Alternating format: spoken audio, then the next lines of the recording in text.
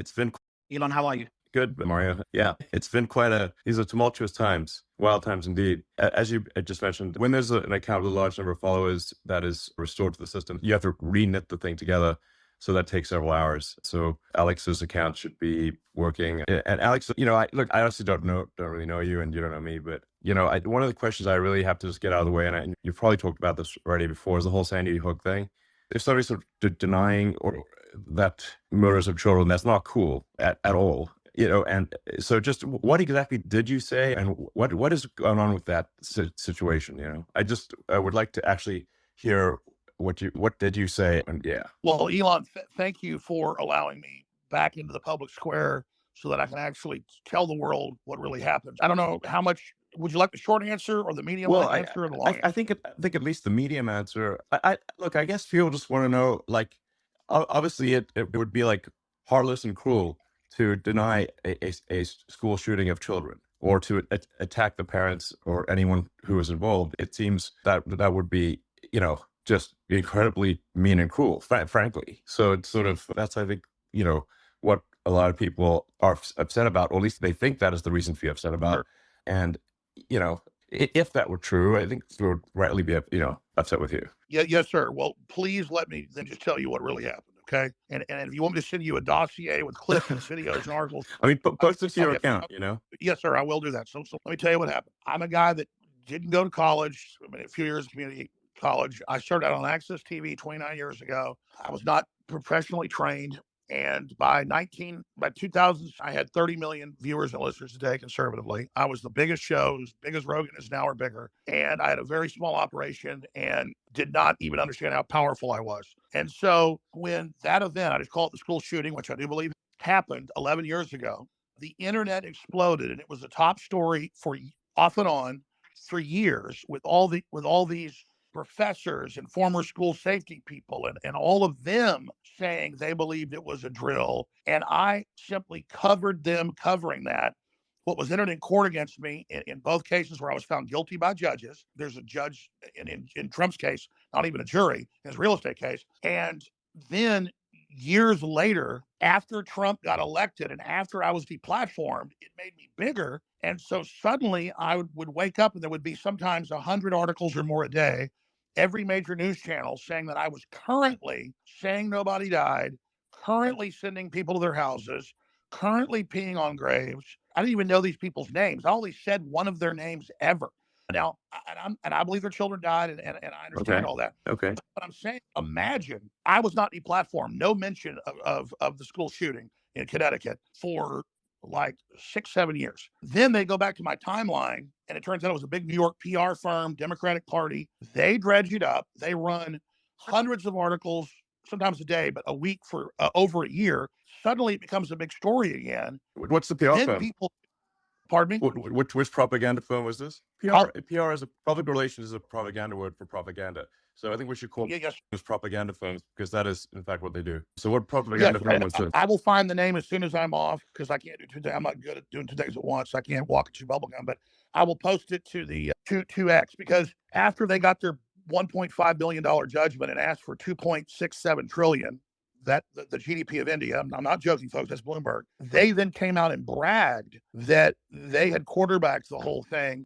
They're one of the biggest. They do the UN's PR. Okay. Not that they had quarterbacked, quote, destroying Alex Jones. And so I did question it. I did say at times I could see that. I'm not even say it now. They'll take it out of context. Say I said it again. I did have what they entered in court on me was 23 minutes of video and audio over 5-6 years. We did an audit. I hadn't talked about them when they sued me for 2 years. I refused to talk about it. I apologized when the PR firm got involved, and I didn't know who it was at the time. It was just all the news. I said, hey, I thought it happened. Yeah. I said it happened. I said it happened. I decided it happened 5 years after it happened. So I said, I'm not the Sandy Hook guy. It turns out some of these experts that said it didn't happen are crazy. They made up stuff.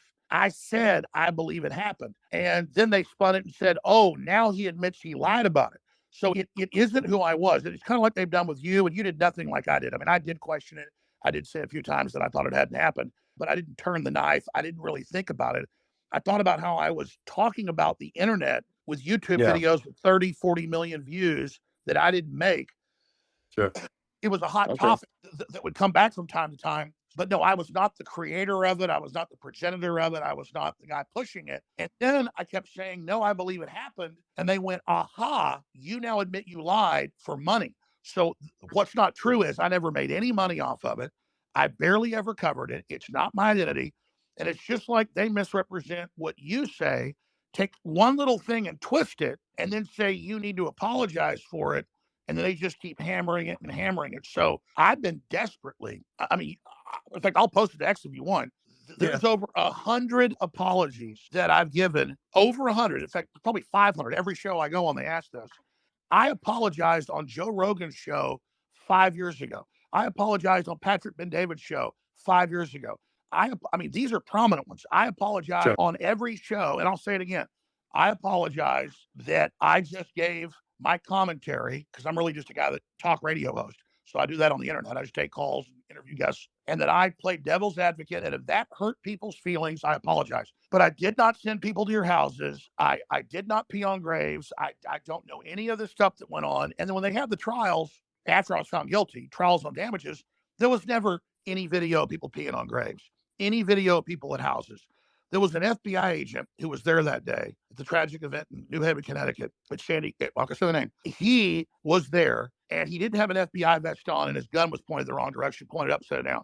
The internet questioned him. When he got on the stand in Connecticut, my lawyer said, has Mr. Jones ever said your name? No. Has Mr. Jones ever put your picture on the internet? No. Have any of his hosts done it? No. Has InfoWars ever put your picture out or said your name? No. What happened to you, sir? One man, he said, called 8 years ago now and asked me if I was really an FBI agent. The jury gave him $94 million that doesn't exist. $94 million that never said his name. So I challenge people to find me say any of their names. I said one guy's name, and I apologized to him on the stand. The thing had probably 100 million views on 5 or 6 different YouTube videos of him smiling and laughing before he walked to the mic. I played the clip one time and said, yeah, that looks like he's an actor. I did not attack him, did not come after him, did not say his child didn't die. Look, I don't want to fight with him, though. I said to them in a deposition, I said, I will chop my pinky finger off with a meat cleaver right now. And I will. If you'll just leave me alone and stop saying I made hundreds of millions of dollars off of you and stop saying I'm attacking you. So it's very simple. I have become, and I know what happened. The media ran a year of articles attacking them in my name, saying things I never said as a straw man, enraging them against me. And then, so that they've been victimized, they've been manipulated by a PR operation. And so I would love to come on X with the families. I'd love to raise money on this show or your show, Elon, or any of them. I'd love to come on here and raise them $10 million for gun safety awareness next week. I would love to be in an open panel with them. I would love. Okay. It actually looks like Ed Krasenstein wants to talk. Maybe Ed, it could be good to hear from you. Yeah. So I kind of have a question for you, Elon. So let's say that. Okay. I mean, this is not an opportunity to interview me. No, it's in regards to Alex Jones, though. Okay. It's related. So let's say Alex Jones or somebody else does the same thing, but clearly directly claims that a school shooting did not take place when we know it did. Does that future person or Alex Jones get banned, or is the new policy that they remain? We need to look at the circumstances there. Like, we're trying to follow here is to obey the law. So obey the laws of the United States, obey the laws of the countries in which X is present, and really do our best to not go beyond the law on the premise that if the people wish the law to be different, then the people will ask their representatives or their leaders to change the law.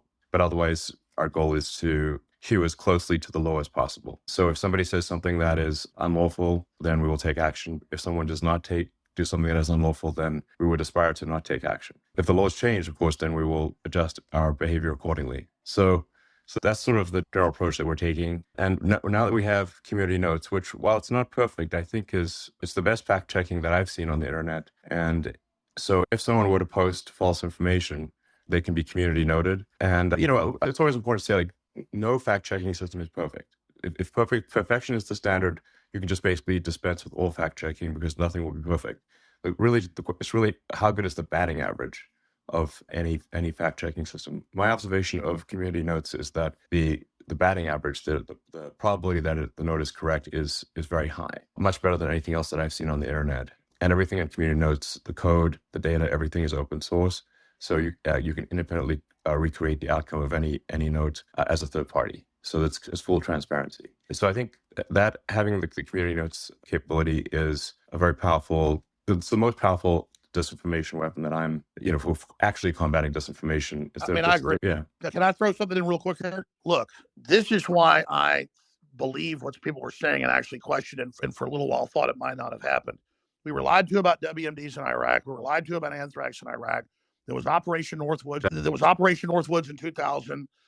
ABC News, declassified. The U.S. government planned to stage fake mass shootings and blowing up airlines with people that would take off and would land, CIA, and then they would actually just blow up a drone plane and then claim a mass event had happened or claim a mass fake shooting happened. So Jussie Smollett lied about what he did. Hezbollah and Hamas, Hezbollah ran it, did kill a lot of Israelis, condemned the attack, but it wasn't true that they cut a bunch of kids' heads off. Even the White House and Israel has to admit that.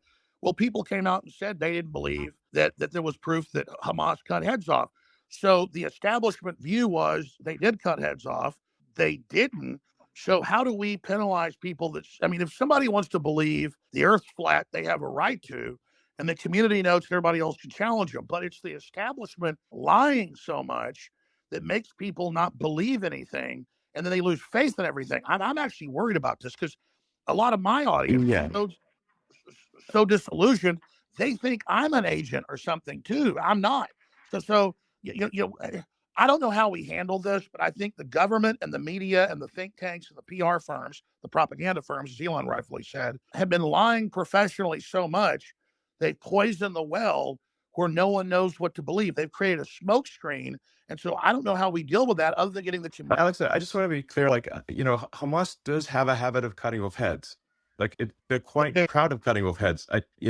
This particular circumstance, perhaps there is some uncertainty, but they do cut off a lot of heads, and there's no question about that. And they appear to be quite jubilant. They're quite happy when they cut these heads off. I don't like Hamas. I don't like the Muslim Brotherhood. I don't like Hezbollah. You're right. That is a hallmark. They're proud of cutting off heads. Is my observation. No, I agree. Yosemite Sam, his hallmark is shooting his guns and a red beard and he's short. Hamas's calling card is cutting off heads. I totally agree, but I'm saying they do that a lot. You're right. Yeah. Elon, do you mind if I jump in for a second? Hold on. Yeah, go ahead. Go to you right after. Yeah, I'm going to go to you right after Vivek. Yeah, go ahead, Vivek. I just wanted to, share one thought in response to Ed's question, which is, let's take the content of whatever speech it was that's issue off the table, kids being shot in schools or otherwise. I think there's two kinds of ways to worry if you're worried about the spread of misinformation or false facts. One is, let's deal with the content of the speech itself. And Elon talked about community notes as being, imperfect though it is, maybe the best method out there on the internet. And I think that's one set of discussions to have. That's quite a different thing from what the law certainly looks at as the most draconian First Amendment violation, which is what it calls a prior restraint, which is to previously just restrain a person from speaking, period. And I think that is, no matter what the content of the speech is, it's quite a different thing to say that because of who you are or what you have said in the past, you may not say another thing in the future. And so I just think that those are two different concepts. And I just, for one, just wanted to share my experience of my Alex Jones experience, if I may. That is perfectly said. Yeah. That's because you don't cut somebody's tongue out. Yeah. Even if I did bad things in the past. And but you know what? If people say false things, they deserve to have the consequences for that particular speech aired out in the marketplace of opinions. And, community notes is one feature of doing that. And I think that's a legitimate discussion to have. But the idea, first of all, let's just make the observation that if somebody has once said a bad thing, then they be restrained from speaking. Most people who have been in a position of prominence in the U.S. federal government would not be allowed to speak again in other forums if that was the standard we were applying. Right. I mean, you think about anybody who's been in the CIA or the FBI in a position of saying that the Hunter Biden laptop story was false or COVID didn't start in a lab in China. So we could go down that whole rabbit hole. But, as Alex said earlier, and this is not meant to be any kind of attack on George Bush, but George Bush II did say that there were WMDs in Iraq. He said it not once, but many times. And that, and a lot. There was he did not have sufficient evidence to make that. And statement. a lot more people died as a consequence of that statement. Exactly. That Alex Jones has incorrectly. But Alex, I think one other thing I just wanted to share with people is that I was actually just curious about this guy, Alex Jones. I'd never met him, but I happened to be in Texas. I visited the southern border, and I popped in Austin on the way back, or somewhere, I forget where we were, and I heard Alex Jones that's where he was. I said, I want to meet this guy that everybody says don't meet. And so we sat down, and I was actually surprised, and we actually aired it on X, or I put out clips of it on X. I can't remember, in like a podcast format. And so I was expecting to get in a debate about the Sandy Hook thing. And as soon as I open up, what I get is the guy apologized for being wrong. And then we moved on and talked about something else. And so for me, it was just interesting and eye-opening. And I think it would be interesting and eye-opening for a lot of people as well to sort of know that there are people who would have ever thought, made some mistakes, said some things that were wrong, and said some other things that were dead right that nobody else was saying either. And the way that we get to the bottom of what's true is actually hearing one another. And when people say something false, they deserve to be held accountable for it. So I think it's a cool thing that, hopefully we're able to have more of that rather than less because of the existence. I mean, if this platform didn't exist, that avenue of sorting out bad speech through more speech doesn't really exist on the internet or in our culture. And so I think that's, in response to Ed, a good thing, not a bad thing, in my opinion. Yeah. And actually, to just elaborate on the public relations firms, PR firms, which really should be called propaganda firms, because that's literally, public relations is literally a propaganda word for propaganda. You can read the history of how public relations was developed. Edward Bernays. Correct. So the way that PR firms actually corrupt the media is actually, in a very significant way, is that journalists are paid very little as journalists, but they can later retire and join a PR firm and make a lot of money on the basis of the articles they've written in the past and their contacts at their publication. So there is actually a strong monetary incentive, very strong, for corruption of the traditional media. Elon, it's so glad you said that, because people don't understand that's how these work. And I'm just now learning about that. The PR firms are so powerful. They're full of intelligence agency, former people. So just like a general will sign off on some bad weapon system, then he retires and gets on the major board of the defense contractor for $5 million a year. It's a revolving door. And so that's why when these big PR firms snap and say jump, the media says how high. And you're absolutely, when it comes to fact checking, they're really one of the most nasty, deceptive groups out there. Yeah, they're propaganda firms. It would just make a lot more sense if you just think PR firm equals propaganda. PR equals propaganda.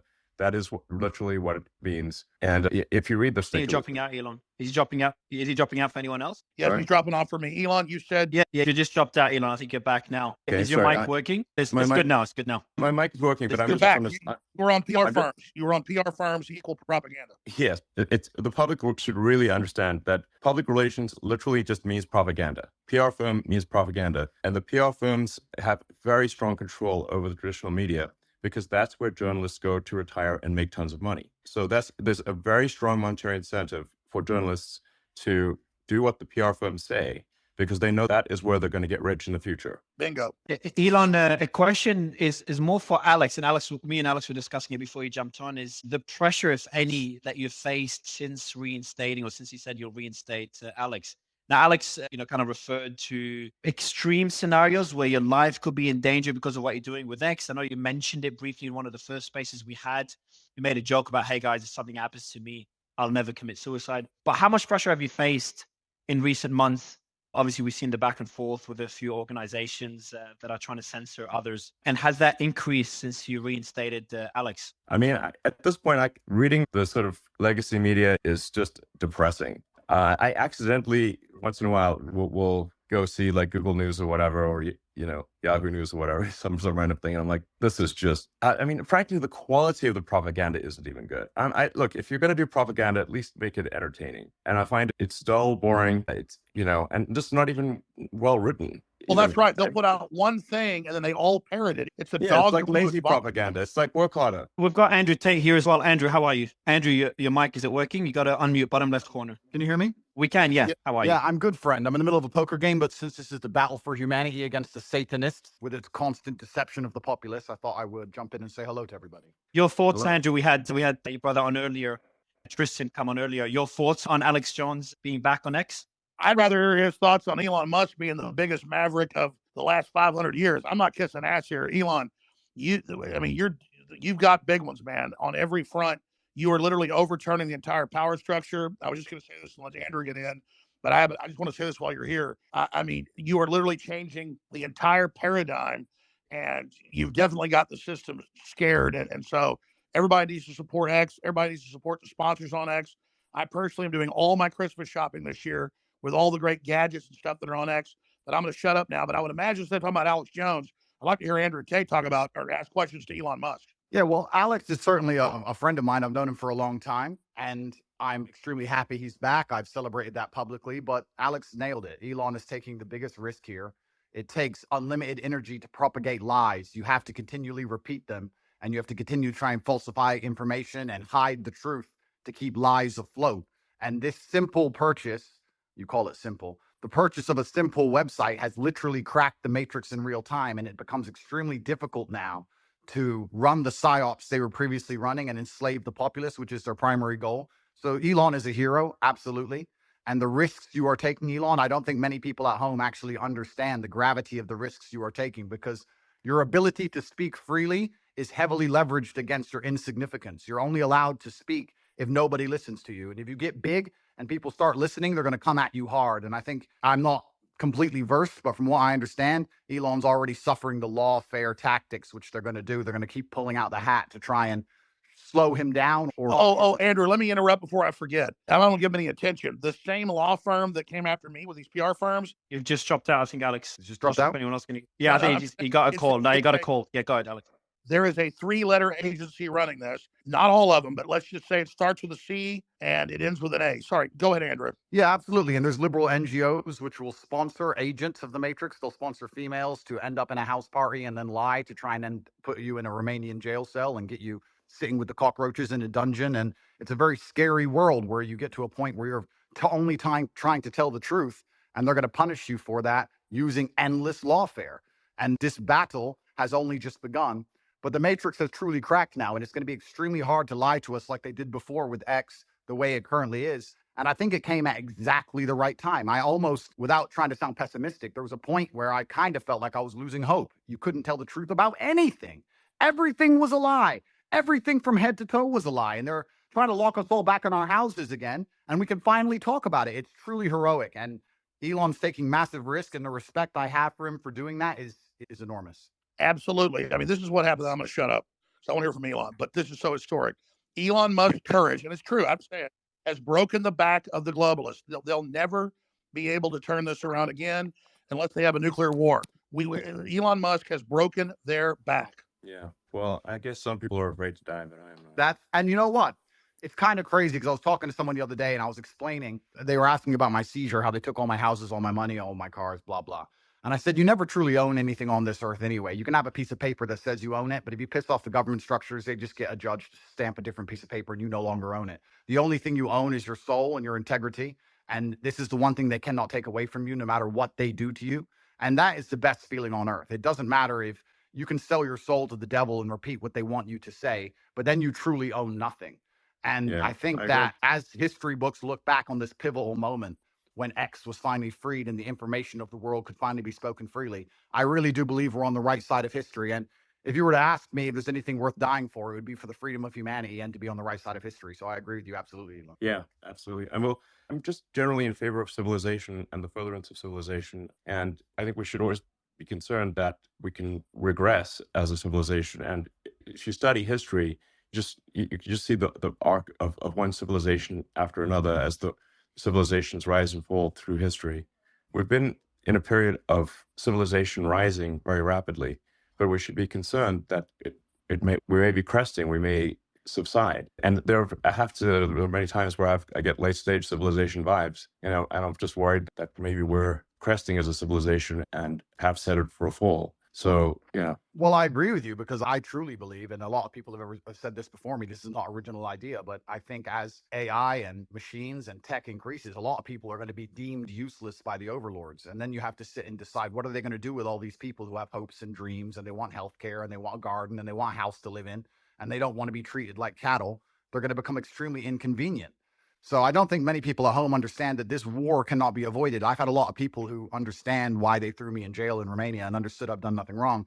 And they said to me, why do you take up this fight? Why you don't just delete your Twitter and disappear and drive a Ferrari all day? And I explained that this war cannot be avoided. You're either on the front line and you're fighting for something, or you're sitting waiting to die. You're waiting for the Mongol horde to come over the horizon and chop your head off. I totally agree. Out of it. And just to throw this in there, if you read Elon, I knew you were doing great work. When I saw you 6 months ago at the World Government Summit, where they're all saying we're going to make everybody eat bugs and we'll make the decisions to put microchips in them, and you said, we don't want a centralized system. We want a diverse system. We want firewalls. And I don't agree with this Tower of Babel you're building. They know that we go through cycles, and they want to artificially create a great reset collapse, in their own words, to make everybody else poor, consolidate power, and they'll have a smaller type 2 civilization for themselves. And I think you're trying to build a type 2 civilization, or even a type 1 civilization, I should say, for all of us. And you said we need to have a debate about going interstellar. We've got to expand or we collapse. And Elon Musk is saying, correct me if I'm wrong, you don't stay in stasis. You either expand or you collapse. Yes, exactly. You either grow or you collapse. You don't. The steady state is basically an impossibility. So you have to pick it. You have to make a choice. Do you want to grow civilization, or do you want to decline and collapse? And because steady state is it's not stable. So, and I say we grow, and I say we expand, and we have more humans, and we become a multi-planet species and a spacefaring civilization, and ultimately be out there among the stars. And I think that is the exciting, inspiring thing for the future.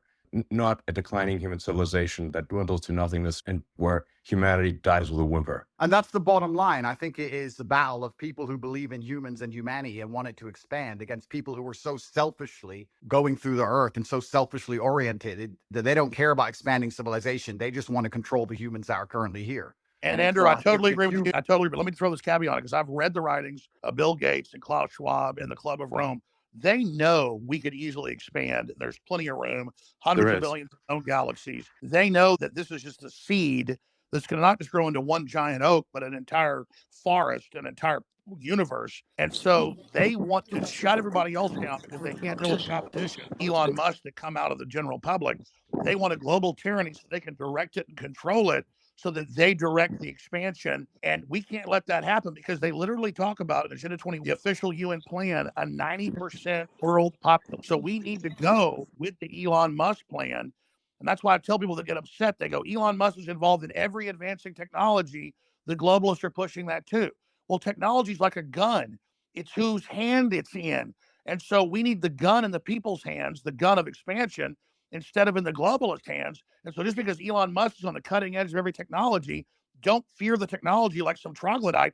Fear us not being in control of it. And Elon is saying we need to be an expansionary human explosion of competition and freedom, not some new dark age with a tiny breakaway civilization that's only working for itself. Sorry, I'm ranting. No, but you're completely right, because if Elon doesn't push these boundaries, they will push these boundaries. And once they have the sole control and the monopoly over such technologies, it's over for all of us. And I don't think most people understand. It simply is the humanistic view against the death cult view. And there's people in the world who have no interest in growing humanity, no interest in advancing the species as a whole. Their interest is in power and control, and all they want to do is have absolute power over the people that currently exist. And you can talk about all the perverse reasons they want to do those exact things, but it's truly scary. And all the people at home who don't really understand the gravity of this fight, they seem to think it's right wing, left wing. Yes, exactly. They're thinking about it the wrong way.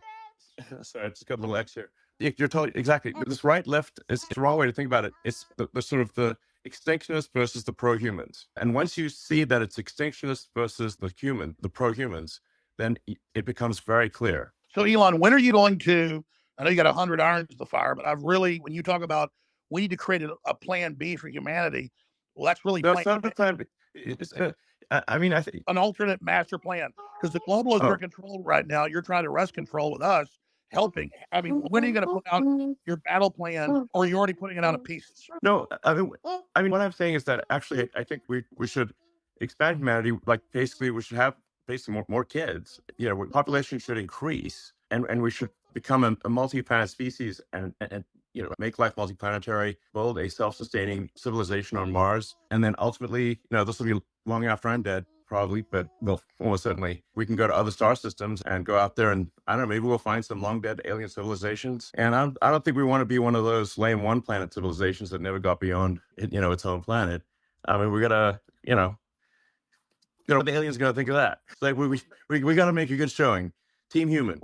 Let's go. And that would absolutely, that would be LFG. certainly disappointing. But it's essential. And truthfully, it's so amazing we'd even speak about these things. Only 2 years ago, you couldn't even speak about these subjects, but it's so pertinently obvious to anyone who pays attention. And it is scary. And expansion and humanistic views are certainly the way to progress. And it has to be done. There's no other way. Just like a business, just like you guys said, if you stand still, you die. And it takes a few brave people to break the matrix. You have to break the dam. And I think bravery is so important because it puts a crack in the dam, and it shows that if there's people out there brave enough to risk getting canceled, risk lawfare, then it's going to inspire bravery amongst the rest of the populace. And it becomes extremely hard to lie to brave. And I think that's one of the largest pandemics of Earth today is bravery. And when I say bravery, I don't mean that in any kind of negative connotation. Bravery is being full of love and loving the people around you and sticking up for your community and loving where you live and loving your country. And it's brave to do those things. And it's love. What do the globalists teach us?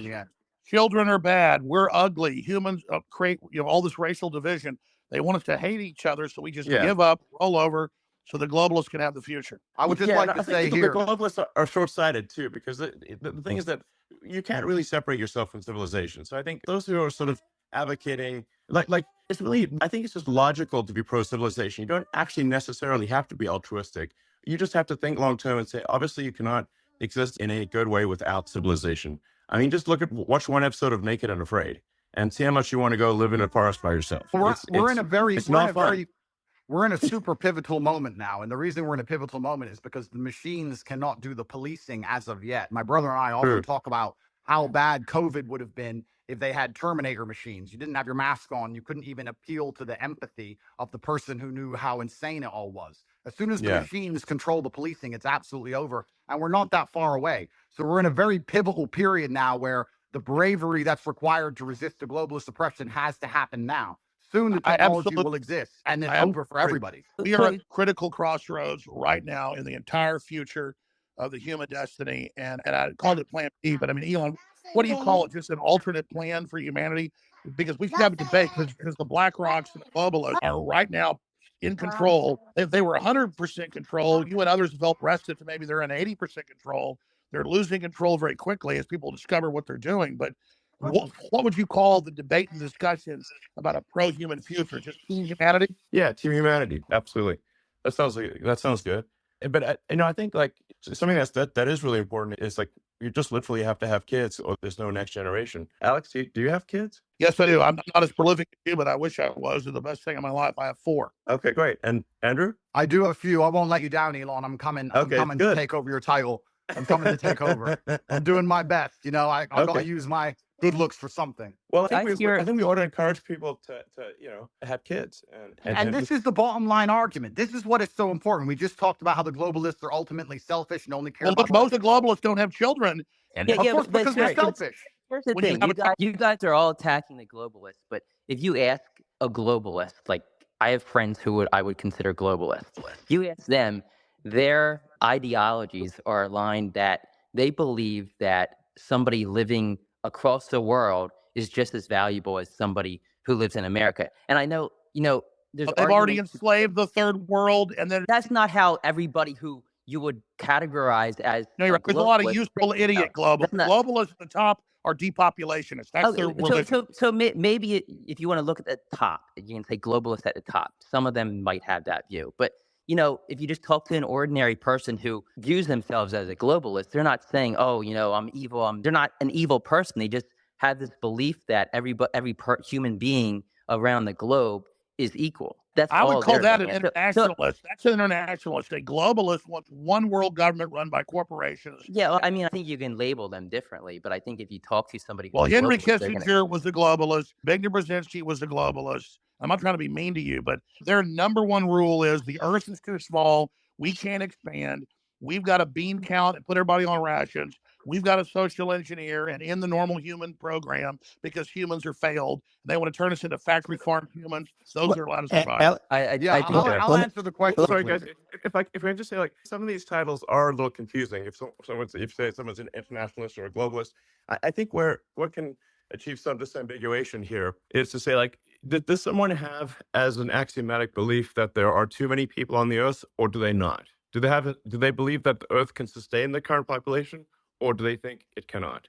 Now, the reality is earth can actually handle a human population probably 10 times larger than the current population. Earth is actually very sparsely populated by humans. We only see density because if we're in a dense urban environment like New York or Boston, London, or something like that. But here would be like a good test. If you took a plane from LA to New York and you try to drop a bowling ball and hit somebody, your chances of success are basically zero. You'd have to drop 10,000 bowling balls, maybe. Yes. You just, and I'll tell you sort of something that may scare people a little bit, is that there are thousands of objects falling onto Earth from space all the time. But how often do you hear about someone actually getting hit by falling by meteorites? Absolutely. There's one known case of a woman with her house getting hit by one. Elon, I want to just respond to Ed actually for a second, because again, when it comes, I think it's good to get a good counter view here. I think that there's two different things going on, Ed, and I know what you're trying to say. There's a separate point about your obligations, right? So you can, and I believe everything has been said about the importance of expansionism for humanity being pro-civilization, and expansion pro-human race to win. That's like a separate axis, though, from saying where are your obligations where you are, right? So we talked about procreation and family. Then we talked about the nation. Well, look, I have two kids. As a father, my moral obligation, I believe, is first and foremost to my family. And then, let's say, as a president, my moral obligation is to the citizens of the nation that I lead. And then you can worry about hunger in the Congo or whatever else needs to happen in the Darfur or in other places. And so I don't think that you're saying necessarily that life... Charity begins at home. Exactly. And that's not saying that life abroad is any less valuable inherently. And so when you say like the globalist view is that all it's saying is that all life is equal wherever it is on Earth, it's not like I think an alternative view is countering that. There's also just a separate place in terms of where you're situated. Where's your obligation, right? As a father, it's to your family. As a president, it's to your country. And just because you believe that's the hierarchy of your obligations means somebody else is the leader of one of those other countries. And that's an obligation that they have too. But that's like a different discussion. Well, the neoliberals, Vivek, the neoliberals in their own PR, they're the ones doing the worst things on the earth. They just say, oh, we want global government because we want to give Africa's representation. Then they lock them down for 3 years and starve 30 million of them to death and then organize them to flood us as a political underclass. This is cold-blooded Henry Kissinger's State Department Memorandum 200. I mean, it's not black and white. I think there's two different conversations. I'm sorry. Go ahead, Andrew. Go ahead, Andrew, and then we'll go to Dave. Andrew. What I do believe is black and white is simply, if you read a history book, you'll see the worst things that humanity have ever done have been done with good intentions. That's what's so bad about evil acts, is that people think they're doing the right thing. And that's the most dangerous thing about it.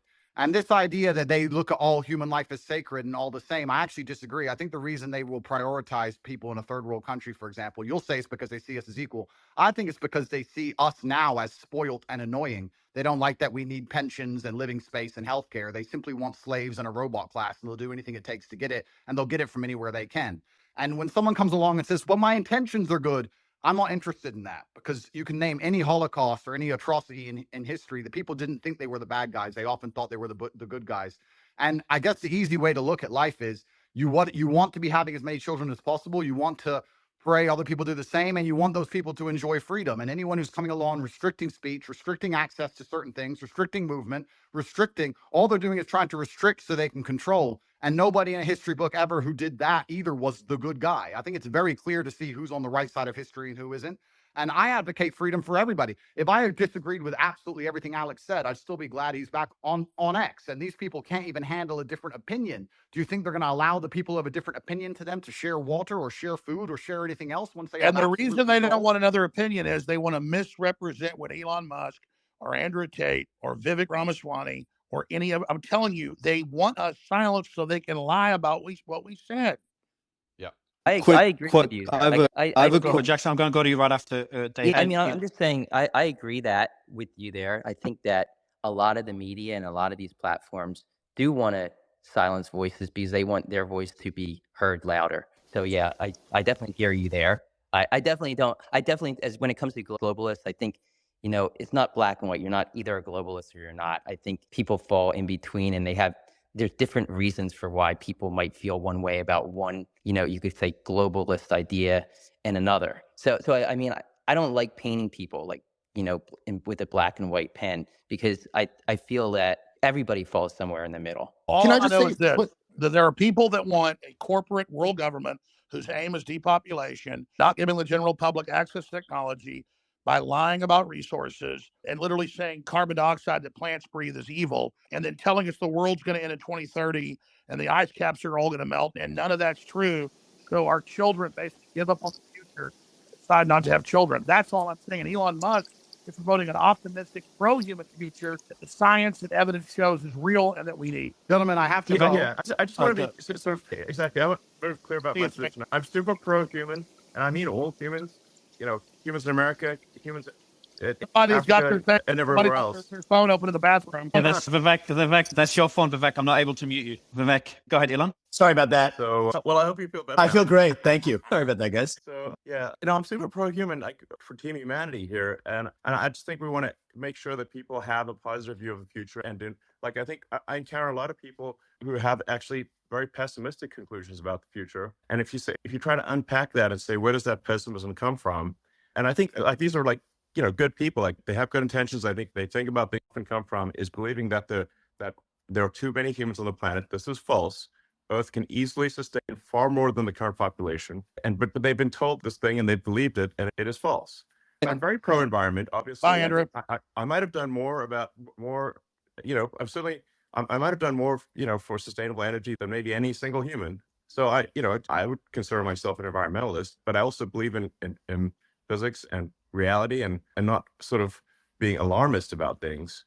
And something you said was really smart, and I've seen the equations. I'm not a mathematician or rocket scientist like you, but we need the fossil fuels to get to the new technologies, and you can't cut them all off and then not have it.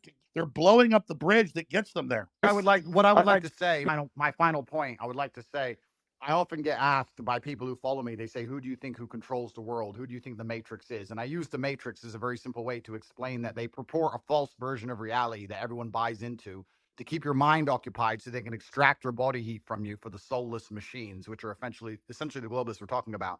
And I try and say that I still believe that we run the world. There's a lot more of us than them. We still control the world. It's just down to what we will accept and what will allow them to do to us. And that's why bravery is so essential and so important. And I know I can come across as brash with my message, but no, you're not. I'm telling 16-year-olds to go and get rich and buy a fast car and train hard and go to the gym, etc., because these young men are far less likely to blindly comply. And it's extremely important that they don't psyop the next generation of young masculine youth. And that's why the system was scared of you, Andrew, because you were doing a version of it to shock them out of it, to show them how to have a destiny, how to have desire, how to want to be into the future. And that's the same thing in a different. You're right. We still control the world, and it's down to what we will accept. And it's going to take bravery and love. You need to love the people around you and love the human race and love the place you're from. And I just want to wrap up by saying that I would never kill myself. And if they put me back in that dungeon to starve, I hope you will all do your very best to get me out, because I'm in a very. We will, Andrew. Love you. Can I just throw something out, because I'm going to talk to Elon Musk here and everybody else, and this is surreal. Andrew Tate and Vivek Ramaswamy. This is crazy. John, I've got a friend I want to get on. We also have Mark Dice, who's really stood up for free speech. He's on the line if he can get a question. I'm going to leave Alex, but I just want to say welcome on Twitter, and I think there will be more truth than not, all else equal. So hail to the truth. Thank you, gentlemen. Take it easy, guys. Bye-bye. Bye. Thanks, Andrew. Thanks. I have one quick question. So I guess the premise as to why Alex was banned so long was that, he supposedly lied about an atrocity, and that goes against community guidelines. But that's not quite correct. Obviously this was before, I acquired the company, but the actual reason for suspending him was he basically insulted a journalist. Wasn't your purpose for keeping him? Well, he believed that because the media had said that. Now he's learned that, right? I'm just going off of what. I just looked at the logs for reason for suspension. That was basically a third strike violation. The third strike violation was insulting a journalist. Yeah. This was not my decision. This is literally the Twitter logs of the old people that used to run Twitter. This is what they Yeah. wrote. I guess what I'm saying is, like, under your leadership, though, the suspension was kept in place. I remember you tweeted out because you're not going to bring someone back who lied about, the death of innocent children. So if that's the case, then and we're going to uphold things fairly and firmly for all ex-users, can we that, like, if Alex or anyone else on this panel lied about Sandy Hook or an atrocity again, that they would also be banned again? You already answered that. Yeah, I've already He did, answered yes, that. he did. It- Yeah. And It just if depends on that the okay, context. so if that is the if that is the the case, platform will Let- let's- adhere hold on. to the law, and we will adhere to the law. That is what this platform will do. So if somebody says it does something illegal, then they will be suspended. If they do not do something illegal, then we will try our best to avoid any kind of permanent bans unless someone does something fundamentally illegal. Elon, I don't know. I know we're just trying to stay true to the Constitution of the United States in America and the laws of the country as decided by the citizens. Elon, How are you going, Alex? And Elon, way more interesting. And I just asked one question of Elon. Elon, it's great having you here in Texas. You're kicking ass. You're Texas through and through. Your whole spirit. We love you. Whatever happens with Trump down the road, should we change the Constitution so you can run for president? Would you ever think about that? I would like to stay as a technologist and build rockets and electric cars and technologies that hopefully have a good effect on the world and advance civilization. That would be my preference. I would not like to be president. So I would just like to build things that are further civilization. I think that's a smart answer. Are you concerned if the deep state establishment, it's not just one group, is able to kill Trump or not let him run for office for the repercussions? I mean, are you optimistic for the future currently, or just how do you feel about the election coming up? Well, I think it will not be a boring year. That's for sure. I think it's going to be eventful, I suspect. I don't know. You seem to be quite concerned that people will try to assassinate Trump, but I don't know. I obviously, and I'm against assassination generally. So, I guess if Hitler was alive, I'd be in favor of assassinating him. But Stalin, that kind of thing. I would be too. Your attitude is we can sell the world on freedom and humanity 2.0 and a new renaissance. The establishment will just step aside because our ideas are so good. Is that what you're saying? Look, I think what I'm saying is that I think it is very difficult to predict the future. That we're certainly going to have a very contentious election and perhaps some contentious elections worldwide. The X platform will strive to be as truthful as possible about what's going on, and that's going to be the goal. And SpaceX is going to build rockets, and Tesla's going to build cars. And as for what will happen, I don't know what's going to happen, but I think, man, is there any big 2024 is going to be quite the encore for 2023, is my suspicion. I know you've talked about incredible jets you want to invent, so many other things. Is there any other big invention you've got on the drawing board in the back of your mind that you haven't announced to the world that you want to tell people about today? No, this would not be the forum for announcing any new products or technologies. I mean, that we do have, the Neuralink chip, which I know some people might be concerned about, but that's really something that will take a very long time to, be in any kind of widespread use. We've got the first use. The first patient will get a Neuralink chip. This is a quadriplegic, and it will enable them to control their computer and their phone. And then, my uncle was in a motorcycle accident, and he was having seizures, about to die, couldn't even walk. He got one. It's not one of your brain chips, but a brain chip. Yeah. And actually, he can walk and talk and is happy now. So that's not bad. Exactly. So. I mean, it's the regulatory stuff on this is very intense. So, the first one will have, you could think of it sort of like a telepathy. You can sort of control your computer and phone just by thinking. So it's kind of like telepathy. And then the one after that will be, I don't know, we're trying to think of a name for it, but you can think of it like blind sight. Even if somebody has lost both eyes or lost the optic nerve, is completely blind, we can actually give them some amount of sight. Ultimately, I think high resolution sight. Geordie LaForge from Star Trek, you could actually see in multiple wavelengths. You could see ultraviolet and infrared, and even see radar if you want. And by the way, for people that don't know, Elon's not lying. Even in MIT papers, they've actually done tests. That's what they say though. Is I know the problem is just narrowing the sight to our bandwidth. They say these people see everything, right? Like a full spectrum. Yeah, you can have it's a point at which you have a camera. You can have a camera that can receive photons of many wavelengths. So you could see, even in darkest night, and you could see ultraviolet, you could see infrared. Like I said, you could even see radar if you want. So, wow. It would be a kind of thing that it's probably trademarked thing, but I think blindsight is a cool name for it. I think like beautiful. yeah. We get one question from Mark Dice because this is the best interview ever. Mark Dice is a great journalist. He stood up for me for the last 5 years when nobody else would. Mark, quick question from Mark, please. A comment, really, just to reinforce to everybody listening, all the journalists, and thank you, by the way, Elon, for unbanning Alex, for everything that you're doing for the platform, for humanity. But I just want to reinforce, and I'm glad you retweeted this, Alex, the reason why Twitter cited Alex being banned, contrary to popular belief, is not because he entertained some conspiracy theories about Sandy Hook, as crazy as they were. And Elon just confirmed that the Twitter logs said this. He confronted Oliver Darcy, a public figure on public property, when he was working in the capacity of a journalist, and they cited that. But Mark, that's old news. Let's move on from Alex Jones. Well, we're talking to Elon Musk. What's your question for Elon Musk? I didn't see the Twitter file in the Twitter files. Can you release data about the choices that were made regarding the trending list? Because the trending list drives the news cycle, as you know, and they can create a self-fulfilling prophecy by manually inserting topics in there, getting people to talk about them. It becomes a topic. It becomes news.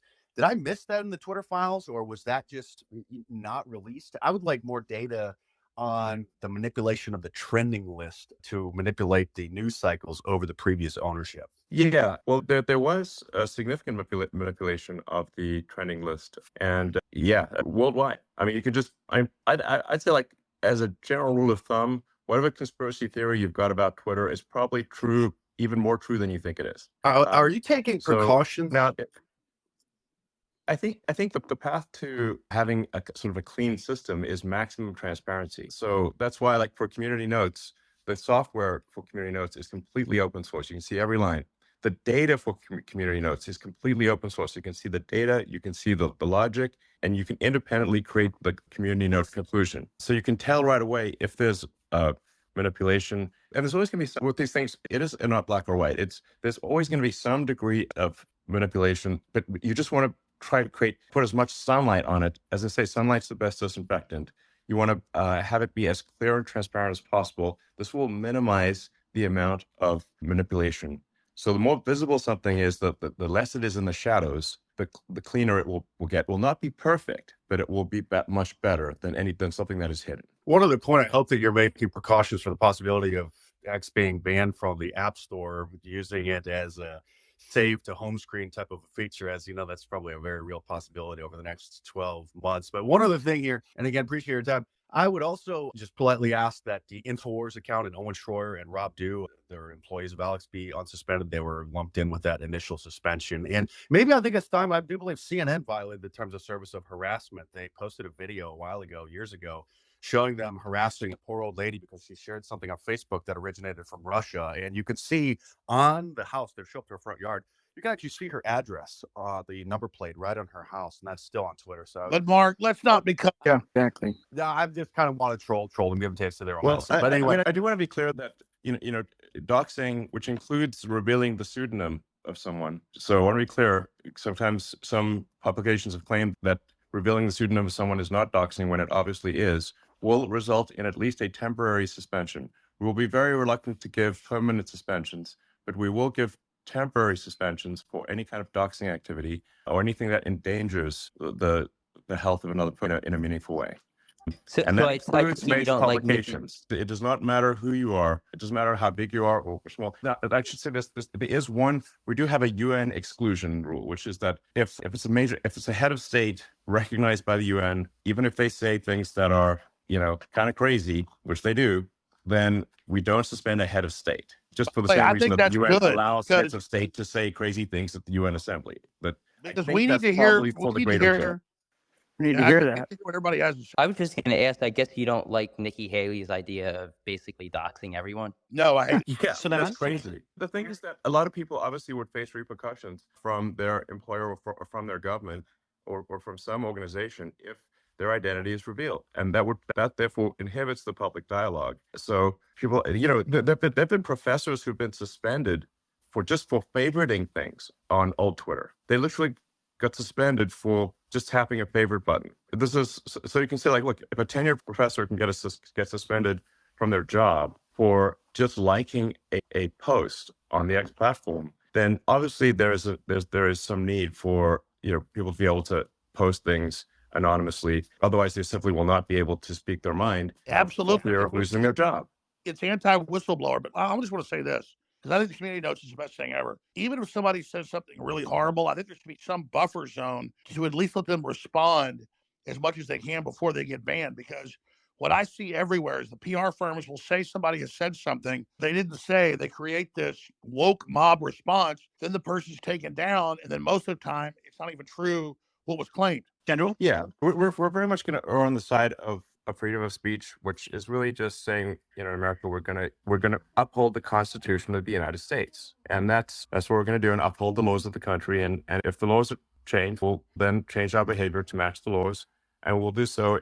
And we also can only match the laws in other countries, because sometimes people will say, well, why don't you demand freedom of speech in some other country in the world? I'm like, well, we don't make the laws in that country, and if we don't adhere to the laws of the country, they will simply cut us off. And so, we can't do more than that. So we're basically. What about the other factors, Elon? Before going to General Flynn, you've got obviously laws, but you've got the revenue still running a business, and you've got external pressure. How do you balance all these when fighting for free speech? Well, we're going to obviously favor free speech. I believe my action has been very clear in this regard, that if it is a choice between money and freedom, we will pick freedom. General? Yeah, thank you, Mario, and thanks for hosting this thing. You're doing a wonderful job. This is really a question for Alex and Elon, and a statement, and I wish Andrew and Vivek were still on. We've talked about these different sort of array of forces between, the globalists and the humanists, or whatever the right descriptors are. What I would really like to see, and I would love to hear Vivek's take on it, because I think he's such a wonderful debater. I'd like to know if there's possibility to set up a intellectual debate between, the Alex Jones, Elon Musk, Andrew Tate, Vivek, probably throw Tucker in there. Maybe there's Joe Rogan, against an intellectual debate against the Klaus Schwabs, the Bill Gateses of the world. And then there's others. They won't do it because we'll kill them. I disagree. I mean, this is how we fight today, right? We are fighting in an information domain. Andrew, I wish he was still on, because I'd love to hear his take, because, Andrew starts to imply, and there's a lot of people that imply this, we're going to move to something that we don't want to, a place that we don't want to be, because of this. Frankly, what I see is a globalist takeover, and I'm all with you, Alex, and you and I have talked about this a lot. But what I would really like to see is an intellectual debate and a challenge. Otherwise, because 2024 is going to be, for the United States, is going to be a historically consequential moment in history. And I would prefer that extraordinary session that I've been listening to for the last couple of hours here. And I would really like to hear, at least Alex, because you're on, and I think Elon, what do you think about setting up some type of intellectual debate, or at least array on X, on X, while doing it through Spaces? Well, on X, on X, or however, I would love to see them come on X to do this, because this would be wonderful. Alex, would you be open, you and Elon, would you be open for such a debate? Well, let me just throw this thing, because I'm chomping at the bit here, and then Elon will take over. It should be on X. They had the last Republican debate, and it had like 5 million viewers. This is going to have 50 million viewers. We keep acting like dinosaur media even still matters. It should only be held on X. And I would love to see it in this format, or with an added video component to it. Yeah. Yes. Challenge their intellectual idea. I'm sorry. Okay. That's my point. That's my point. Yeah. We have to challenge their intellectual arguments. Yeah, I agree with the general. What's debate? Hold on, Laura. I was just going to say that from a future standpoint, we are working on adding video to Spaces. So it'll just be a simple thing where you can turn video on or off, and then whoever's speaking at the video will switch to them, just like if it's a group call or something like that. Oh, wow. So that, I think, will help. It's because it's helpful to see people's body language as I speak. It conveys more information if you can see their face and their body language, if they wish to. When do you think that will? We hope to release that functionality before the end of the year, but certainly by early next year. Huge. Well, that's a big technological. That's a big one. That's big. Yeah, I'll go to CJ. But that's very big, so that's pretty, frankly. But yeah, it'll be cool, I think. Yeah. It's just fascinating how far Spaces. I remember being on Spaces since the early days, pre-Elon. To see how far it's gone, and to be able to have discussions like this. I don't think the audience understands. There's never been any platform where voices from all sides, voices that were sensitive before, all speaking in one place. Oh, let's be clear. There's been more innovation since over than the exactly. whole I'll jump off, but I just want to say thanks to Elon. Since the rather embarrassing Ron DeSantis situation, I really have to credit the X team for making massive improvements to Spaces, because basically did not work at scale until a massive amount of work was put into it. It obviously broke rather embarrassingly in the Ron DeSantis situation, and we didn't realize how fragile and weak it was. And since then, we've put massive work into making spaces actually robust and be able to have, you can have at this point millions of people listening simultaneously, which is quite difficult to do. Elon, I've never seen an interface that works this good. I mean, you've got a whole how you're doing this. And General Flynn did bring up the best question in the last 2 hours. So I'm sorry I was like getting so excited, I interrupted the general. He's absolutely right. We should be challenging them to debate us. I agree with you, General. That's really a key point. I'm saying they're too cowardly to do it. How do we? Jack, your mic, I can't mute you, Jack. But you go ahead. Just quickly, before you continue, Alex, Elon, I don't know if you remember, I think the first space you came on, and we hit 100K live listeners, and it broke, so it wouldn't show. Yeah, I don't know how you do it. 9,000 right now, 109,000. Yeah, I don't know how you do it, but I know that that we have to do it. We don't have I think we are in a place where we don't have a choice right now. I think the intellectual arguments on their side, I just think that they're going to fall flat, and they don't really have a good argument. And Elon mentioned it early on about, how much energy it takes to lie. I mean, it just does, to lie to so many damn people. But we have to pick this fight. It has to be intellectual. Our intellectual arguments are much, much stronger. And I just think we have to have the right type of people. And, those people have been on here today, and invite these people. I mean, if they don't want to come, we call them out as cowards. I mean, wait a minute. Being poor and everybody, wait a minute. General Flynn, hold on a minute. I'm going to call you out right now. Eating bugs, drag queen story time, open borders, World War III. You're saying that's not how you're saying their plan isn't wonderful? Hey, for a guy that has had to eat bugs, Alex, they don't taste very good. So, yeah. I'll go one step further. I think we should see a 2v2 MMA duel between Alex versus Klaus Schwab and Bill Gates. I think that'd be the real. I think Elon should call him out. It'll be bigger than the top UFC fight. If those cowards will show up, my God, it'll be their Waterloo. Elon, you know how the media works. Do you want to call them out, and then you'll get that snippet all over the media? Well, I'm certainly happy to have a debate with Klaus Schwab or others. I think you guys may have been following what's going on in Davos more than I have, and certainly more than the vast majority of people have. I think most people don't even know that there is a conference in Davos, or the World Economic Forum. And I've only seen snippets, but some of the snippets are concerning. And I don't think we should have a sort of an unelected quasi-governmental organization deciding our future. Who said, who made them the boss? Do people even know that they're doing this? I'm not okay with some organization, that I don't vote for, controlling, my destiny or that of other people. So, and I don't know if they're necessarily fully controlling, but they certainly are influencing things. And, and it's, I just don't. I think an unelected world government is not a good idea. Well, Elon Musk breaks the internet. On that point, CJ, I'll go to you right after for a question, then Suleiman. But on that point, how much control, you kind of changed it, whether control or influence? Because on one side, you've got people that say, they control the world. Every decision is kind of influenced, or, they make that decision behind the world. On the other side, there's the people making the argument that they're trying to do the right thing, and things are being taken out of proportion. It's full of conspiracy. Where do you think on that spectrum, in your opinion, we stand? Well, the original premise of the World Economic Forum was to have some kind of forum where there would be interaction between government leaders and commercial leaders, sort of heads of corporations and governments, and that there would be some forum for them to talk. And like that original premise, I think, is not a bad one, because right now you've got the UN, but that's just government to government, and you've got a bunch of sort of individual situations where commercial leaders will meet with government people one-on-one.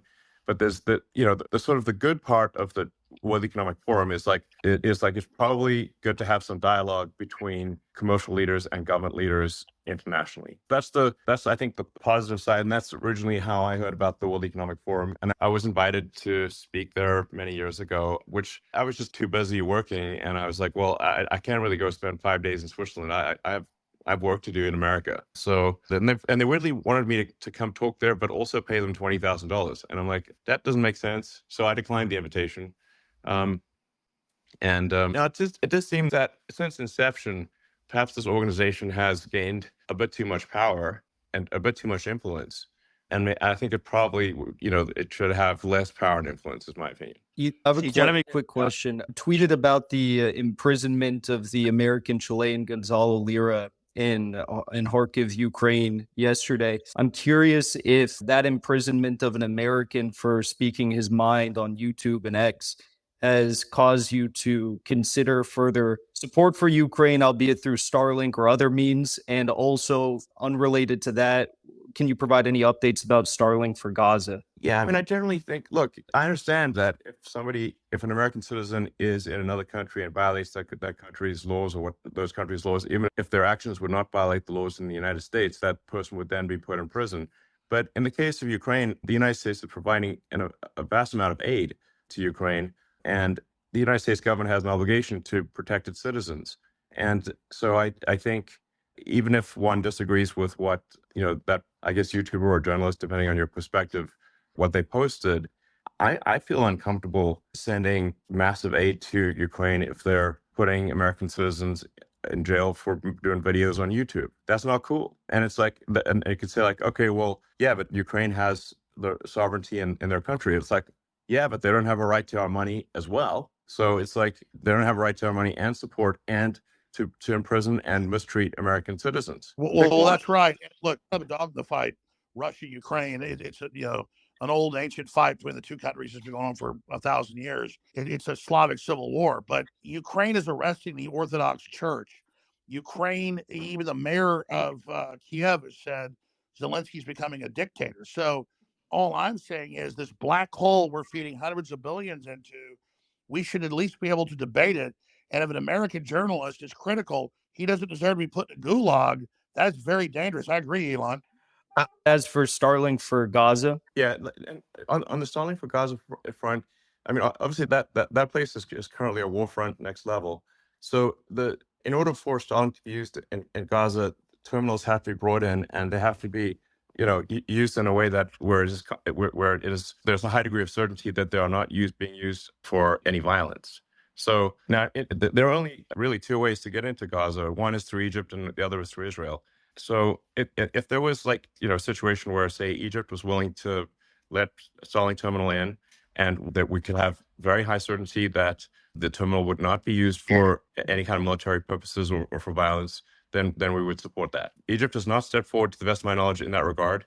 And obviously, we're not going to be played for fools here where, if an organization would perhaps pretend to be using Starlink for peaceful purposes, but then actually use it for violent purposes. We will basically ask for a webcam on that thing 24/7. And if there's the slightest concern about it being used for violent means, it would be turned off. So that's the situation there. I mean, it is a very difficult situation. And I am sympathetic to Israel, but I also, I'm sympathetic to civilians in Gaza. So I'm pro-human, to be clear. And, so Elon, it's just like, here's the deal. I'm not pro-Russian. I'm not pro-Ukraine. I hate the war. I'm pro all of them. I agree. But when you learned that they were using Starlink to rig up robot boats to blow up battleships when Russia said they were going to launch nukes if they did, you didn't sign up Starlink to be a weapon system. It's very fair to say it's my company. It's my. Well, yes. To be clear, the Crimea and the sort of sea around Crimea was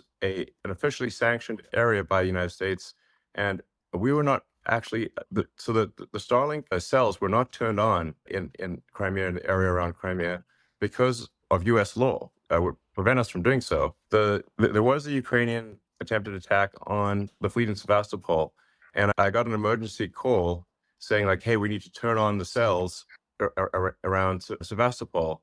And I'm like, well, that's currently a U.S. sanctions zone. We would need permission from the U.S. government to do so. And in fact, and it would also mean that we are directly complicit in an attack on the Russian fleet directly.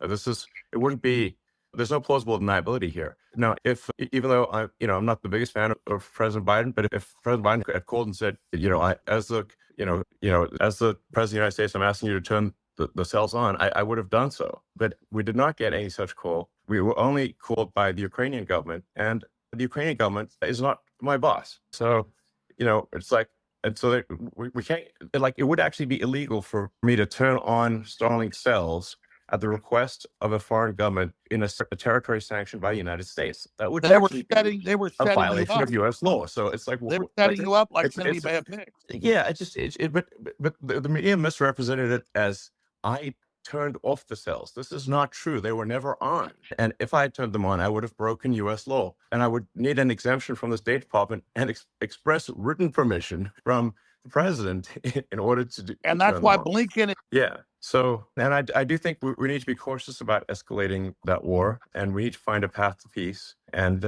not sacrifice the flower of Ukrainian and Russian youth ultimately for nothing, for a few miles of territory, which is currently what's been going on for the past year. Even with the question, let me go to CJ and I'll go to you. Let me go to CJ and I'll go to you right after. CJ? Mario. Hey, Mario. Thank you. Thank you so go much. Ahead, CJ. Yeah, thank you so much, Mario, for hosting this. My name is CJ Pearson. I'm a 21-year-old conservative activist, and I currently work at Prager University. And General Flynn made a really important point a little bit earlier about how Twitter has made it super accessible for conversations like this to happen, debates and discourse. And Alex, I think, also made the point earlier that if you look at the debates and the viewership that they've had, you don't really see them reaching all that many young people via traditional cable channels. And one idea that conservative activists like myself have had, different Gen Z conservative influencers have had, is having a Gen Z moderated debate or town hall with the Republican primary candidates and exclusively streaming it here on X. What would you think about something like that? Do you think that would be a way for America's next generation to hear different ideas that they obviously aren't hearing currently on their college campuses? Well, actually, I don't believe in but I think that not doing it on the X platform, makes no sense. Things should be done on the X platform because it is the most widely accessible platform. It is where you will see. It has by far the most reach. The X platform has by far the most reach of anything. Although this conversation, might top out at maybe a few 100,000 people live, but it will probably go viral afterwards, and probably have 10 million people listen to it, or 20 million. On the Mutiny space, we had 18 million listeners from memory. Yeah. So the way to think of this platform is that there, on an average day, there are over 250 million people on the platform. That's an average day. Some days it's more like 300 or 400 million, and a really crazy day could be like 500 million. So at times we're starting to approach 10% of all humans who are online are on the platform. Well, Elon, so it's a very big number, and we're obviously not active in China. X doesn't work in China. It actually works on international phones, but not domestic phones. And I believe does not work in Russia. So I think we do exceed 10% of all humans at times on this platform. So it seems crazy to ignore this platform, because then you're just going to reach far fewer people. Well, Elon, bottom line here, the proof is in the pudding. You judge the tree by its fruits. You are the only massive platform that's open and free.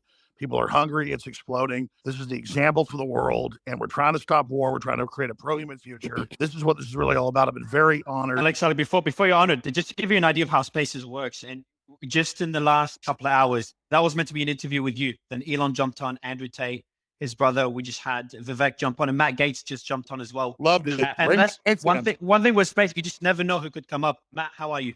I'm great. I'm enjoying hearing Elon's perspective on adding value to all of our followerships and allowing us to engage. Your thoughts on Alex Jones being back on the platform? I think it's great. Alex has been someone who's provoked a lot of critical thinking from policymakers and broad audiences.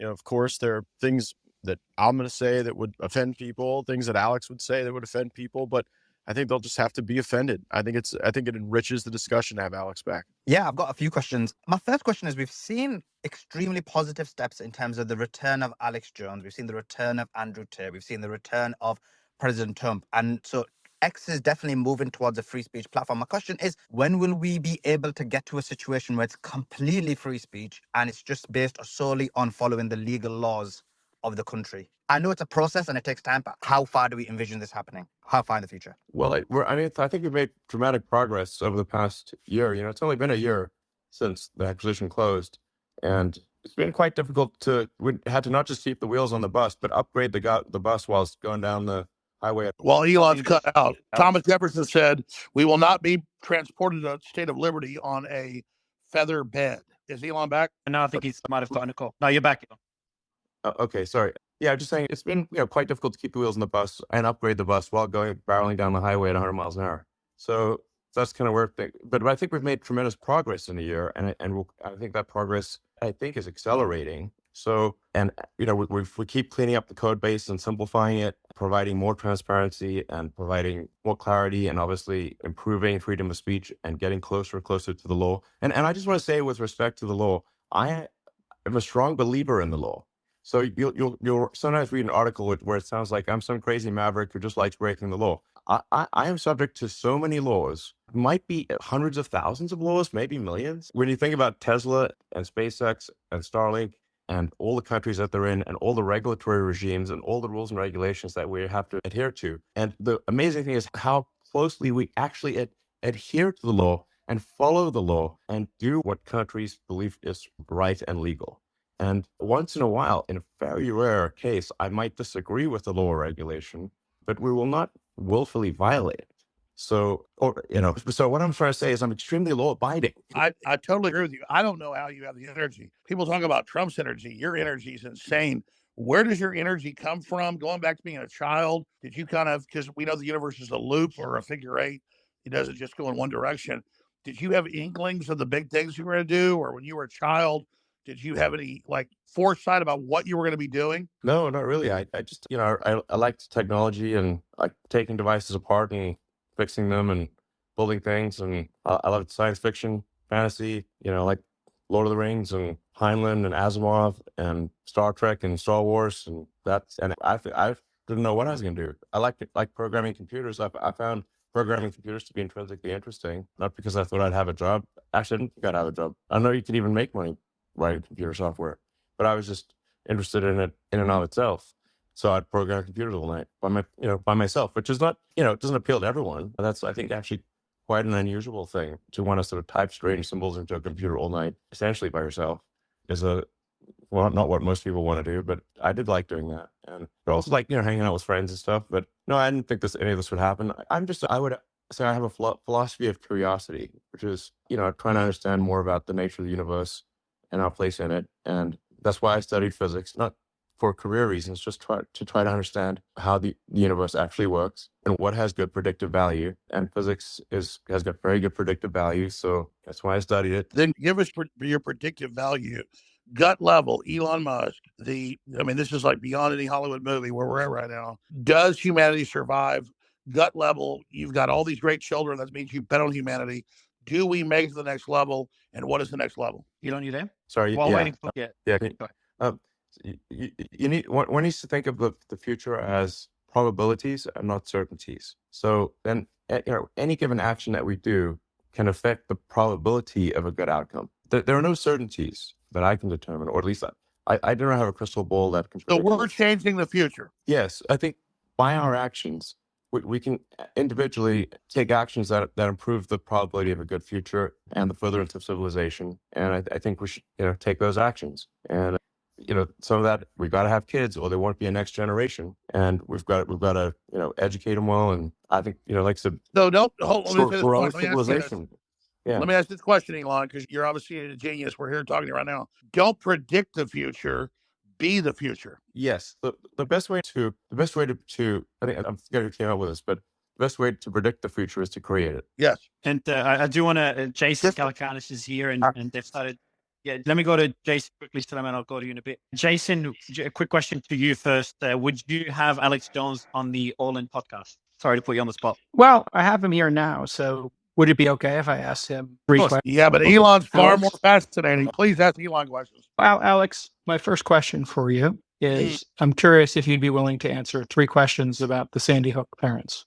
Oh, great. Yeah, sure. Go ahead. Well, you now have your freedom of speech and you're here. So I think a lot of people are wondering what theory or evidence led you to believe that was a fake, staged situation. He's already answered these questions.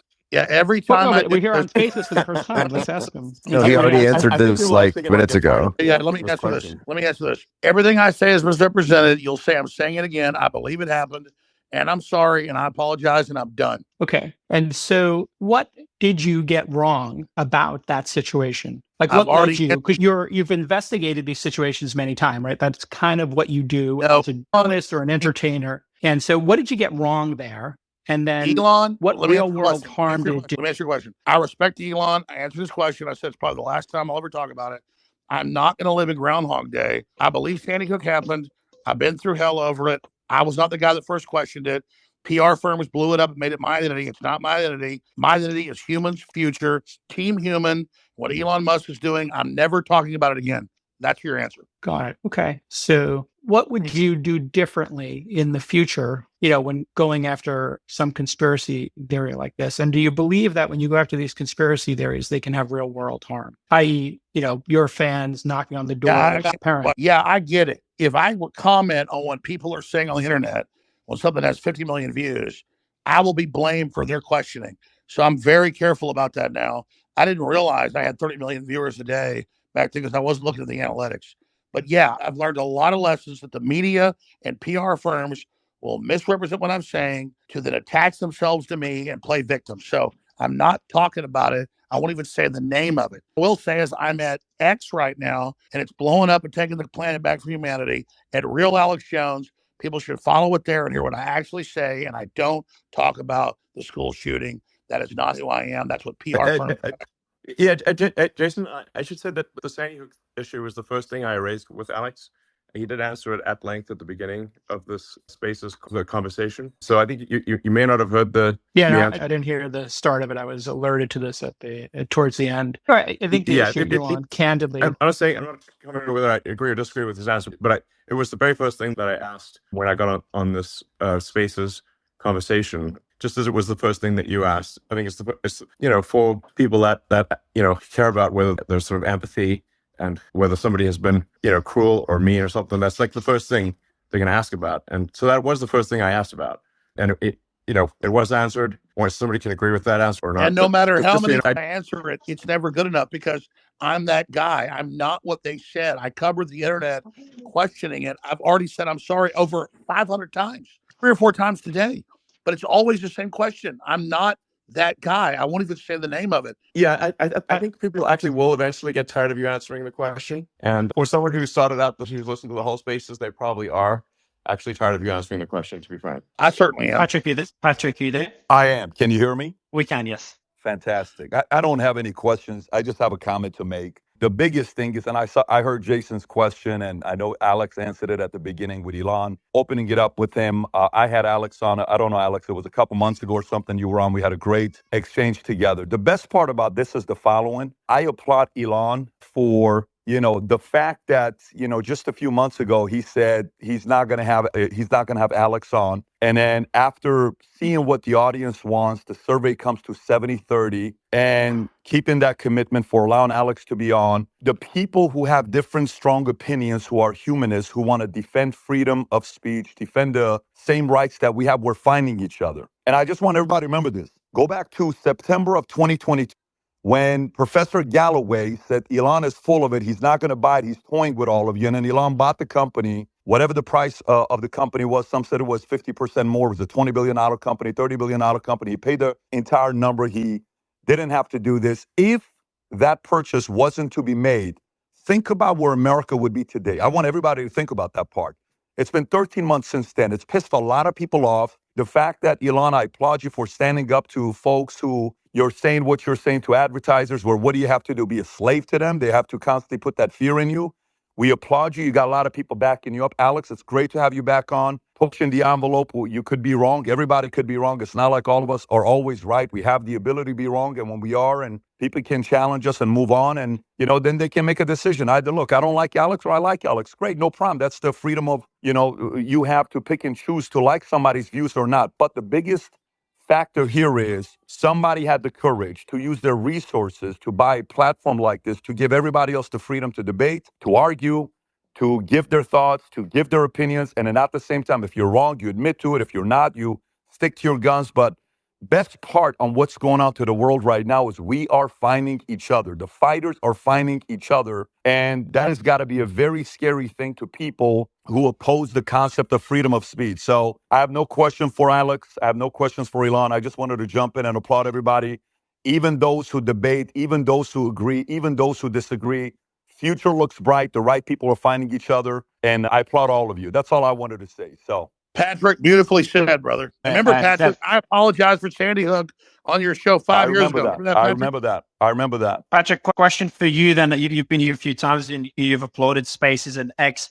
When is the show? I think you've got 2 million subscribers on YouTube. When will the X version launch? When will the X version launch? I've never had a conversation with Elon. We've never had a sit down. I totally support what they're doing. Right now, what we're doing is we're starting to upload all our episodes on X, as well as we're putting on other platforms. But the direction this is going, with a few asks that was made where we can now watch the video on 2.0 speed. I'm a 2.0 speed guy. I like to speed it up. X marks the spot. X is it. No, I totally see it going that direction. But no, I mean, look what's going on right now. Look at this live. How many people are on right now? I don't know what the number is. 118,000. 119,000 on a Sunday, where I'm sitting in my backyard right now watching my 4 kids play soccer, and we're able to jump on and have a conversation like this. This is insane. The power of what's going on with this. This is the future. I think this is just the beginning, and the right guy is driving it. So future looks bright. Sev? Yeah, this question is for Mr. Musk and Mr. Gates. So during the 2020 election cycle, we saw a lot of people be either deplatformed or noted for making claims of election fraud. Now, at the time that those claims were made, there was no way of knowing they were true or untrue because they hadn't been litigated yet. So going forward, as we're coming into a new election cycle, Mr. Gates, is there anything being done legislatively or in the House to ensure that doesn't happen again? And the same question would go to Mr. Musk. Thank you. The strongest, I think, influence on that censorship regime right now is the Missouri v. Biden, litigation and the injunctions there that are being resolved, and some sort of the public humiliation we've put some of the senior DOJ and FBI leadership through as they've had to fess up to the nature of some of these emails and contacts. We've brought the journalists that have been covering this, Schellenberger and Tate, forward to kind of repeatedly try to set that deterrent. But I think that it's not just about elections. I mean, it can be about any number of the things that the federal government wants to control the 4 corners of discourse on. And these are the people who would have who would have banned Galileo. And yet when people want to share evidence or experiences or concerns, you can't have the Department of Homeland Security and CISA working alongside NSA and FBI on those projects. Otherwise, people start to fear that if they're not proactively censoring, that they run afoul of some sort of legal regime. And it's also sickening if you just track the extent to which a lot of these senior lawyers oscillate back and forth between big tech and the senior positions in our government that decide these things. So Republicans in the House should be taking a stronger stand. In my view, we should be putting riders on the funding for CISA and FBI so that anything that would occur there would be so clearly outside the law that it would draw sanction. But instead, we continue to govern by these continuing resolutions that don't gate resources away from that censorship.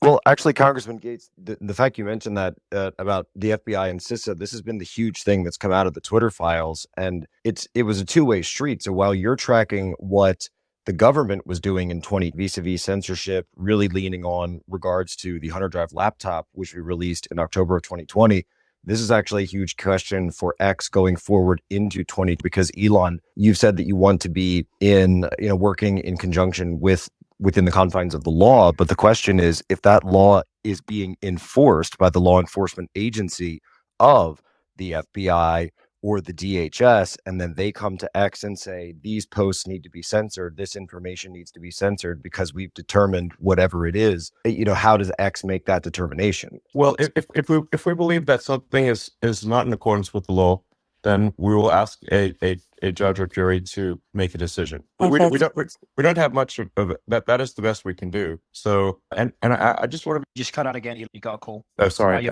Yeah, I just want to be clear that the X platform will aspire to be as neutral as possible, and that's and to be as open and transparent as possible. I think we will achieve maximum transparency. I think we'll be fully transparent. Hopefully by early next year. But I'm confident we'll be fully transparent by the time there is an election next year. So basically, people will just see anything that is happening on the system, and nothing will be hidden. That is the goal.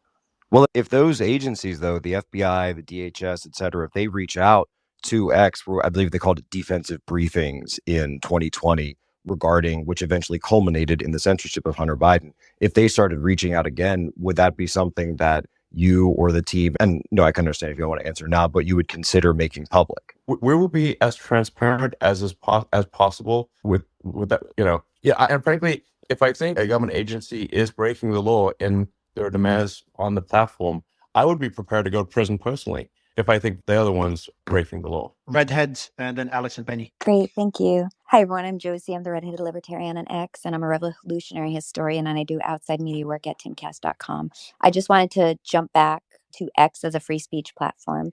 Elon had mentioned constitutional speech will be protected, and there's some confusion as to what that constitutes. Constitutional speech. So I just wanted to help kind of clarify that for some listeners who might have questions. So the speech and expression which are not given protections in America under the First Amendment include incitement, defamation, fraud, obscenity, CP, fighting words, and true threats. The government does have power to make blanket regulations on speech, including time, place, manner. That's usually done in the form of permits. When it comes to slander and libel, those are defamation adjacent and need to be proven, as there's no such thing as a false opinion under the First Amendment, only a false fact. But many times, by the time the due process is through, the damage has already been done. I mean, we saw that with the Me Too movement, particularly with Justice Kavanaugh. We saw that with Alex Jones, the Tates, Nick Sandmann, and Kyle Rittenhouse, where the kind of propaganda machine took over and truth was lost for a period of time. So when it comes to obscenity, that's the hardest constitutional violation to prove when it comes to the expression of that, because it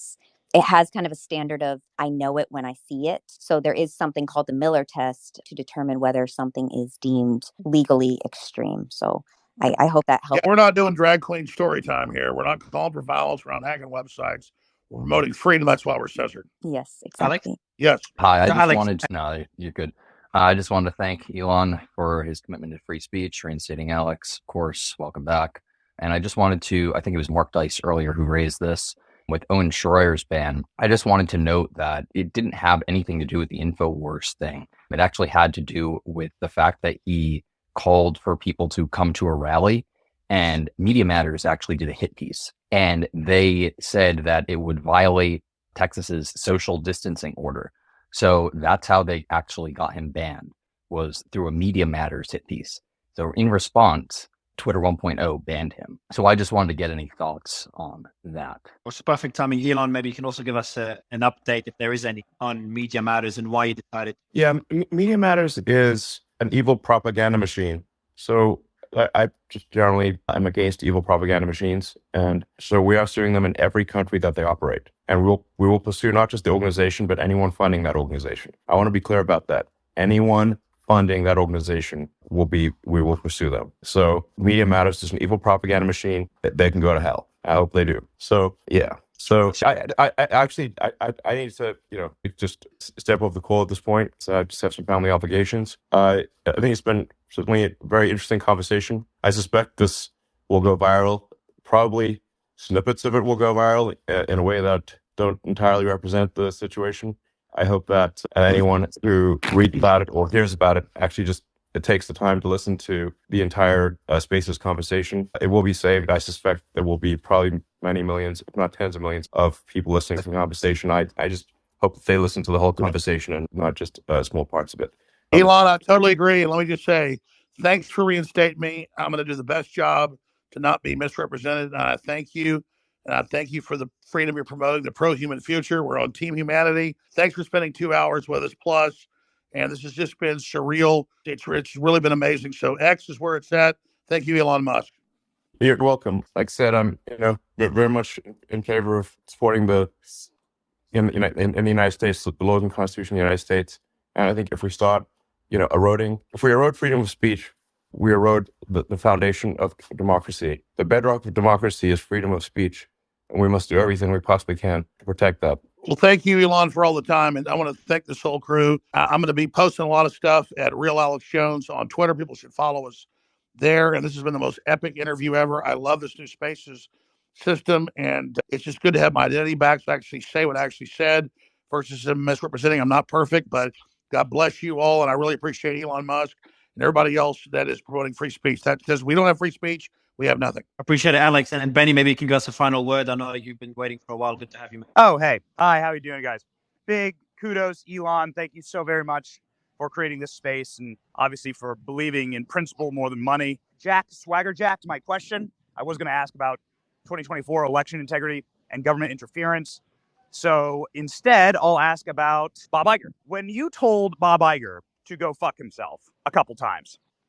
Are you asking Elon? Yes. Yeah, he's jumped off. So I was going to give you the final word to wrap up the space. Yeah, he's jumped off. And Alex is jumping off Okay. as well. Well, I mean, that was the moment globalists got their giving into their intimidation and their blackmail. Go fuck yourself, New World Order. I was going to ask. I didn't know. You just missed it. But to give you an idea of the space, and we started off with Alex. I messaged you to jump on. You did.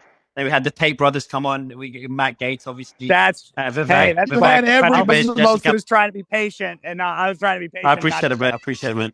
That was good to have you. Just like Patrick Bet David, I'm here with my kids. So unlike Vivek, I'm not going to piss live on this, but you might hear a crying baby. All right, good to have you, man. And good to have everyone. Alex, your final thoughts on the space, man? It was pretty epic comeback to X. I don't think it's pretty epic. It's way better than Alex Jones. It's humanity deciding. Our free speech is paramount. Those that try to not have free speech are our enemies.